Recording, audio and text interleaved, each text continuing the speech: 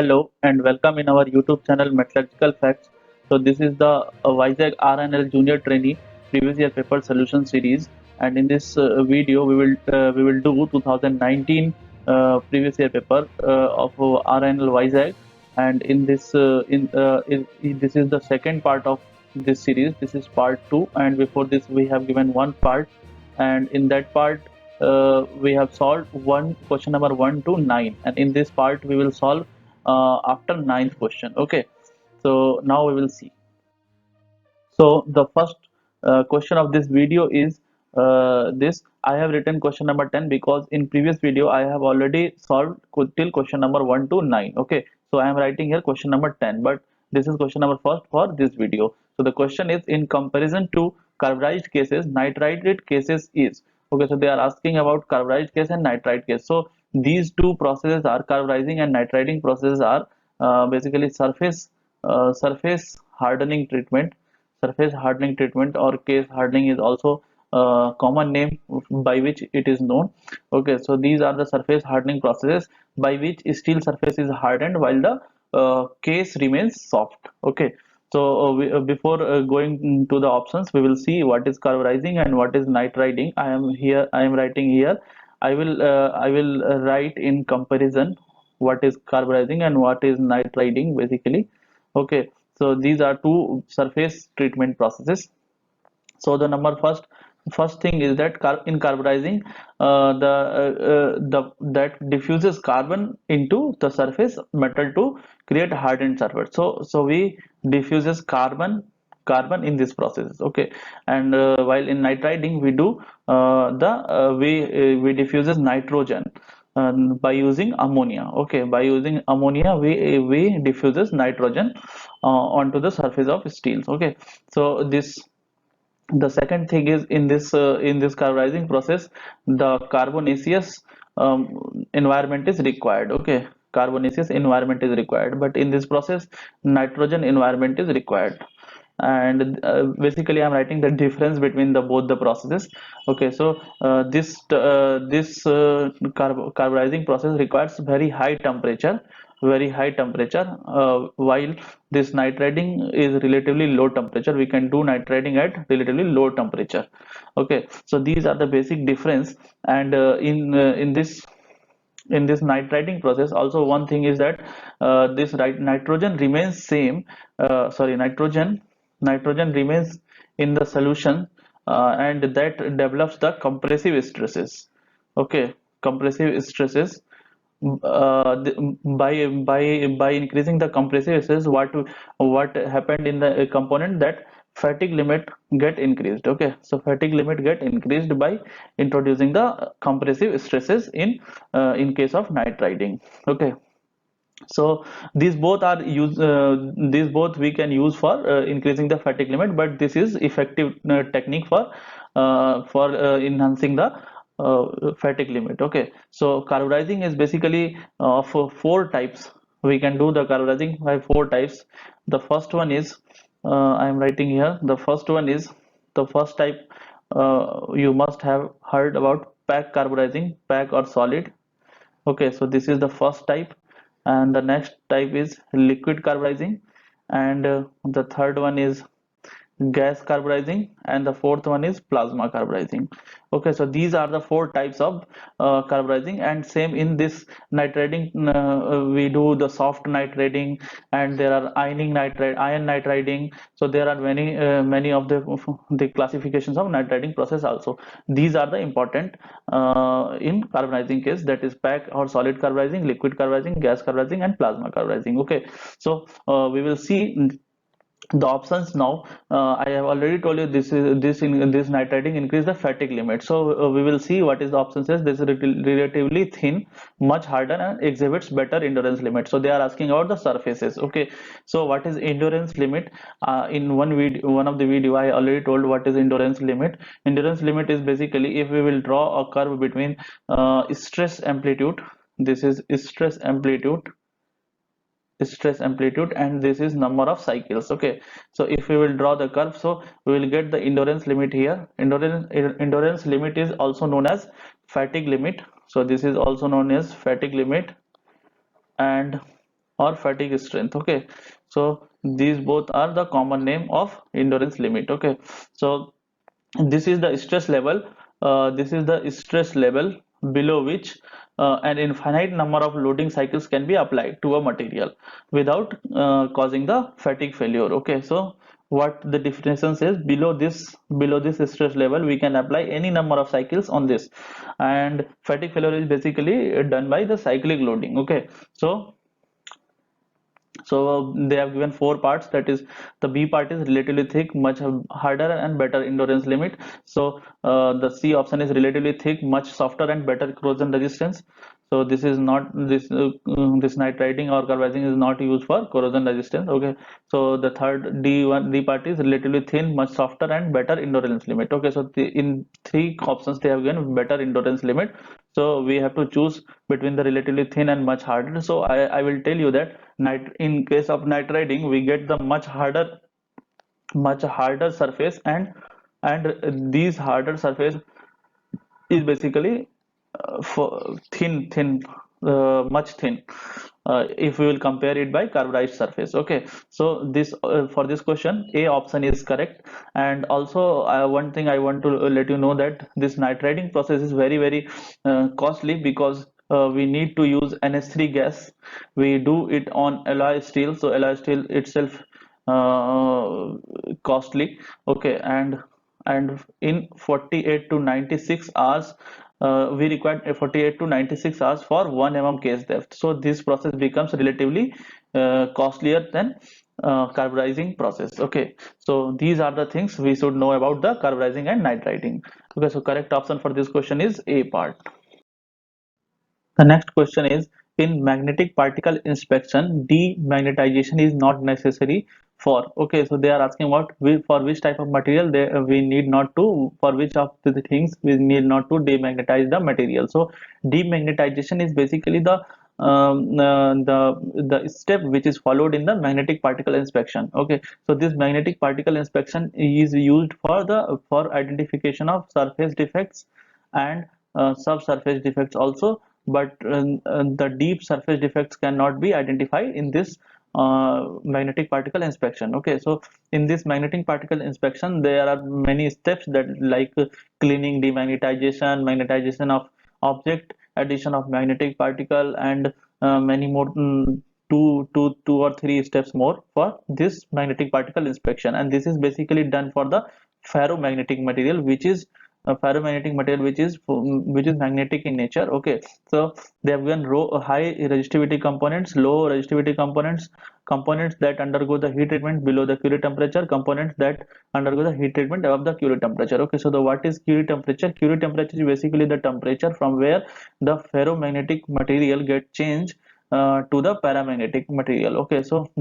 in this process also what we do, we made the magnetized material to magnetic material to demagnetize. Okay, so this demagnetization is basically to prevent the accumulation of iron particles or influence the sensitive instrument purpose. This demagnetization is done. Okay, so if the component that is already undergone the heat treatment of the Curie temperature, for that type of components we need not to do the demagnetization. Okay, so this is the straightforward the sentence. There is and the second thing is, this magnetic property is also related to the resistivity of the component. So low resistivity of components also not required for demagnetization. Okay, so these two are correct in this question. This and the rest two is opposite, so we will not talk about those options. So this 2 and 4 is correct for this question. Okay, so B part is correct option for this question. So the next question is, in maraging steels, martensitic formation is caused by the presence of. So they are asking about maraging steels. These steels are very very important in applications point of view, and this is used in rocket, basically in rockets. Okay, so martensitic formation, they are asking about martensitic formation is caused by the presence of. So they have given four options, that they have given four elements in options. So this maraging steels is basically, the term maraging is the term this maraging we can relate to the aging reactions. Okay, aging is basically precipitation strengthening, and this aging reactions in very low carbon martensitic steels for the development of ultra high strength steel. Okay, so this happens in low carbon steels for producing the ultra high strength steels. Okay, so the composition of managing steels is typically consists of nickel, carbon, and few other elements that like that cobalt, molybdenum, and titanium also. Okay, so the carbon percentage in this managing steel is 0.03%. That is very very low, and this is under the low carbon steel. And but the nickel percentage is 18%. Okay, so this is very high content. It generally varies from 16 to 19%.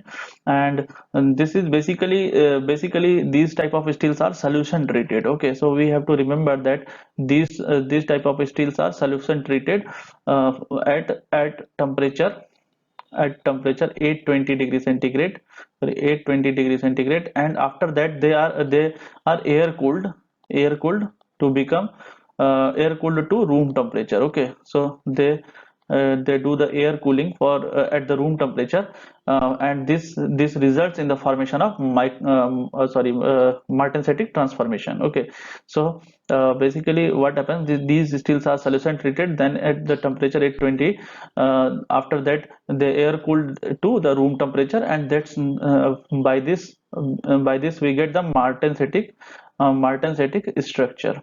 Okay, so we get martensitic structure, and for getting this martensitic structure, this nickel is only responsible for this type of martensitic structure. Okay, so the correct option for this question is nickel. So nickel is the correct answer. Also cobalt and cobalt present in marine steel, but it is not responsible for the martensitic transformation. Okay, and the these type of steels are very high toughness is very very high for this type of steels, where weight to strength ratio is required. They use the maraging steels. Okay, so the next question is numerical. In Vickers hardness test, 10 kilograms 10 kilogram load is applied on a material, and average length of diagonals are in the indentation is measured as 1 mm. So they are asking us what is VHN, that is Vickers hardness number. So hardness is basically measured in the numbers. So they, whenever they will ask the hardness value, they will ask in the numbers, that is VHN. This is Vickers hardness number. Okay, so first we will see what is Vickers hardness number. So the other name for this type of hardness is also diamond pyramid diamond pyramid hardness number. So this is also known as DPH. They can also used other name for this type of question. So DPH is also named as diamond pyramid hardness number, and the other name is Vickers hardness number. I already told this Vickers hardness number, and this is also known as VPH. Okay, so Vickers pyramid hardness number. So this is also known as VPH. So there are three names for VHN, that is VHN or VPH or DPH. These all are same. Well, these all are same. Okay, same thing. So the formula for this type of question is directly derived, and this is HV, that is Vickers hardness number, or VHN. We can write like that, VHN. Don't be confused. We can write like that, VHN. VHN is equals to, there is a formula 2F sine 136 degree by 2 upon d square. Okay, so here the if we will solve this equation, we will get this 1.854 f by d square. So the formula for VHN is equals to 1.854 f by d square. Okay, so this f is in basically kilogram, and this d is in millimeters, so that is mm. Okay, so we need to understand about the units also. We need not to change these units if they are given in mm and kgs. Okay, so now what we will do, we will apply the values in this question. They have given that this they have given that the 10 kg load is applied, that means F value is 10 kg, and this length of the diagonals in the indentation is measured by 1 mm. So this D is 1 mm. I forgot what is this. I forgot to tell you that what is D. So D is basically the indentation, sorry, length of diagonals in indentation measured. Okay, in the indentation measured. So we will put the value and we will get the answer. So these two values are given and we will put here. So VHN will be equals to VHN is equals to 1.854 multiplied by 10 by 1 square means 1.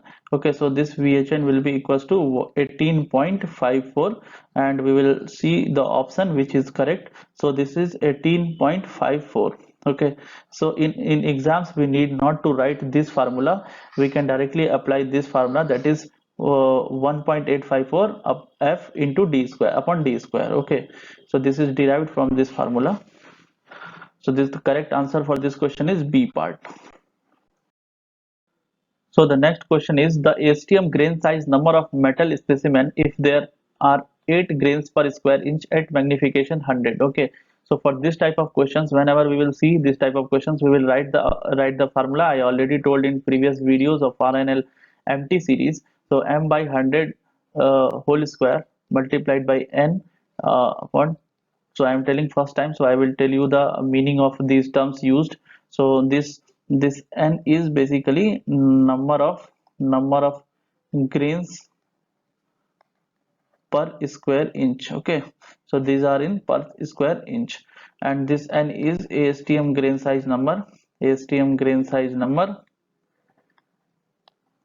and this m is basically magnification. So we know the formula, that is n is equals to 2n minus 1. This is for at 100 mm. So sorry, 100x magnification. So suppose if they will not give 100x, they will give 200x, they will give 50x, they will give 1x. So basically we can use this formula for that type of questions. Okay, so we can here apply m by 100 square into n is equals to the power n minus 1. So what is the value of m here? M is equals to 100x. Okay, and what is the value of n? N is basically 8 grains per square inch, and we need to calculate this n value. They are asking the ASTM grain size number, and I already told you this n is equals to ASTM grain size number. So we will put the values and we will get the answer from here. So what is the value? So this 100 by 100 whole square multiplied by n, that is 8 to the power n minus 1. So this will become 1. Okay, so this will become 1, and this 8 we can write like that, to the power 3 to the power n minus 1. This base value is same, so we can compare this value. So 2 3 n minus 1, 3 is equals to n minus 1, so n value will be 4. So the correct answer for this question is 4. So we can easily find the correct answer for this type of question. Only thing we need to remember this formula, that is m by 100 square multiplied by n is equals to the power n minus 1. So the units are in square per inch. We can also change it in mm square. For checking this, how to change this in mm square, you can see our previous videos on calculation of ASTM grain size. So the next question is, in X-ray radiography testing, high density of X-ray can cause. So they have given four options for this question, that is incorrect exposure. Sorry, this is not option. This is the statement. Incorrect exposure, overdevelopment, and bleached safe light. Okay, so we will see what is radiography testing. Radiography testing is basically also known as, sometimes they will say RT. Okay, so that is radiography testing, or this will also known as this is also known as gamma rays NDT method. So this is basically NDT non-destructive testing method to examine the product's feature and the internal features of the products. Okay, so don't be confused by X-ray radiography and X-ray diffraction. Okay, so these both are different things. So we will see how what things we can identify by the X-ray radiography. So we can view the interior of the objects. So this I am telling you for what purpose we can use this this radiography testing. So the next thing is for the measurement of size, measurement of size.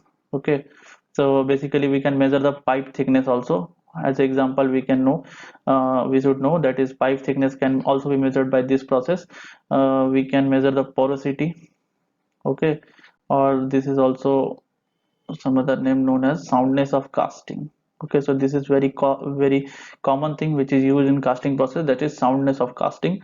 Or we can identify the internal flaws if there will be any in any material. Okay, and we can also find the variation of density value. Okay, so these all are covered under the radiography technique, radiography testing. We cannot tell you the whole process because we also have to think about the video duration. I will make one video on NDT techniques and I will tell you everything in details. And in PPT form I have already uploaded on our Instagram page. You can see from there. Okay, so these reasons are directly that whenever the high density X-ray beam is used for the X-ray radiography testing, and that high density X-ray will maybe that will expose to the incorrect way. Okay, so this incorrect exposure is correct, and the overdevelopment is also correct for this question. Okay, so the correct option for this question is A part, that is A, A1 and 2. So in X-ray radiography testing, high density X-ray can cause incorrect exposure and overdevelopment. Okay, so these all things are about the X-ray radiography testing. In near future, they can ask these things also in any exam. So the next question is, in the cementation process, gold is precipitated from the cyanide solution. So this is basically a question from hydrometallurgy part. So this gold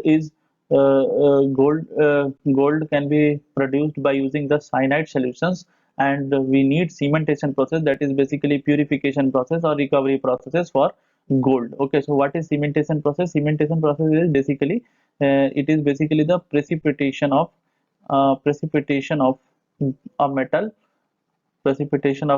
from an aqueous solution,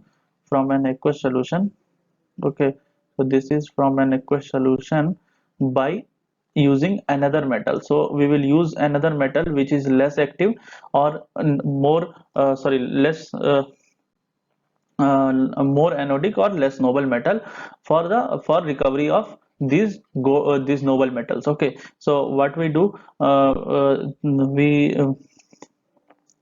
for this type of questions, the common example is CuSO4 solution, from which we need to get this Cu, and we used Zn and Fe for this purpose, to get the copper from CuSO4 solutions. Okay, so this cementation also involves the electrolytic reduction process. Okay, so for the gold, we were having the gold cyanide solution. So cyanide solution basically consists of AuCN 2 negative sign, that is ion, and this reaction will be like this is in solid form, this is in aqueous form.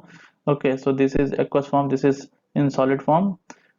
Then this Zn will react with this solution because the Zn have higher affinity for the cyanide ions. Okay, so this gold will we will get in the precipitate form, that is in solid form, and this Zn will go in cyanide solutions. Okay, so aqueous this will be aqueous solutions. Okay, so by this we will get the gold. So in this cementation process, gold is precipitated from the cyanide solution by adding the zinc dust. Okay, so if we will add the zinc dust, that zinc have higher affinity. This why this zinc will react in cyanide solution, because this zinc have higher affinity towards this cyanide solution. Okay, so this cyanide solution, so this zinc will go in cyanide solution, and that gold will be recovered from that cyanide solution. So the correct option for this question is zinc dust.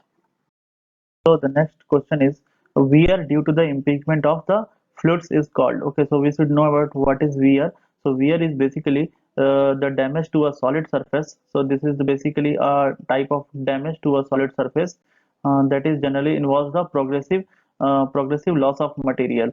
So the material will keep on removing from the surface material because of the relative motion of because of the relative motion between continuous surface. Okay, between continuous surface. So this is basically the we can say wear is the damage to the solid surface that generally involves progressive loss of material, and this is due to the relative motion of between the contacting surface. Okay, so if suppose this is the surface and this is another surface, if they will do the relative motion, they will move.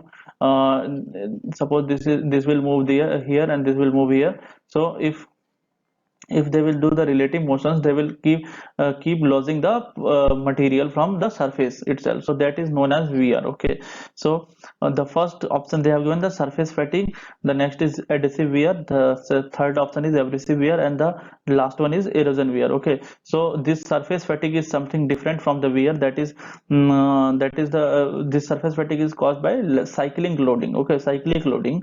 So this process is this process is basically the surface of material is weakened by the cyclic loading. Okay, so this is not correct option for this question. The adhesive wear is basically adhesive wear is localized bonding between contacting solid surface, leading to the material transfer between two surfaces and loss from either surface. So in these cases, the two contacting surface comes in the picture, and the material loss take place from one of the surfaces. So that is known as adhesive surface. So no use of fluid in this type of